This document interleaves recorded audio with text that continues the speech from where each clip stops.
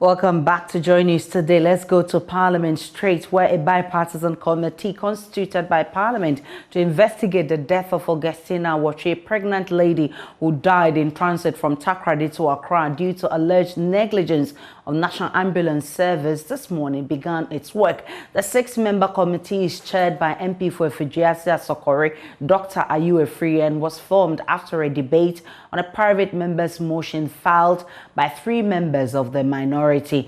Let's speak with parliamentary correspondent Kweku Asante, who has joined me now with details. Kweku, has the sitting of this committee started, and which witnesses are expected to be called?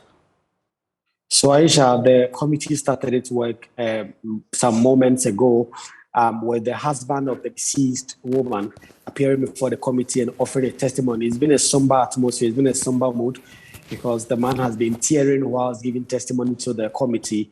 He has been explaining that when he was told that his wife had an emergency and had to be rushed from the hospital in Takoradi to the Kolebu Teaching Hospital here in Accra, ambulance officials demanded some amount from him for fuel before they would do so. After back and forth, and he was able to provide that amount of money to the ambulance officials, the vehicle then moved to Accra, where he was told that the wife didn't make it. He has been explaining how he's been feeling ever since. He's been telling the committee that whenever he hears the sound of an ambulance, it gives him a certain atmosphere. He's been struggling to survive since the wife passed on a little over a month ago. And so it's been a very somber atmosphere in the committee, with the 6-member committee trying to understand exactly what happened to be able to prepare a report back to the House. But back to the question you asked in terms of which other experts or witnesses are expected to appear before the committee, it is expected that the National Ambulance Service will also come and make a testimony before the committee. It's not clear if it will be today, because I've not seen any official of the National Ambulance Service in Parliament today. But it's expected that in the coming weeks, those persons or other persons of interest that the committee thinks will help them to do their job will appear before them. Early on, the chairman of the committee, Dr. Ayu Efri, was not available. And so the vice chairman, Kwabena Kando, who is the ranking member on the health committee, was trying to assist the man give testimony to the committee.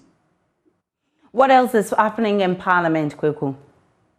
So Parliament just started sitting. It's expected that the Minister of State at the presidency will also come in to brief members about NAPCO workers and why they have not been paid.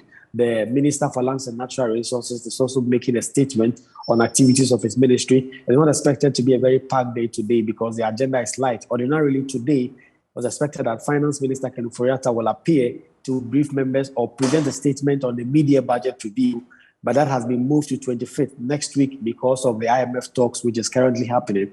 So that next week it will be expected, but the schedule in Parliament is a bit light today because of the postponement of the media budget review.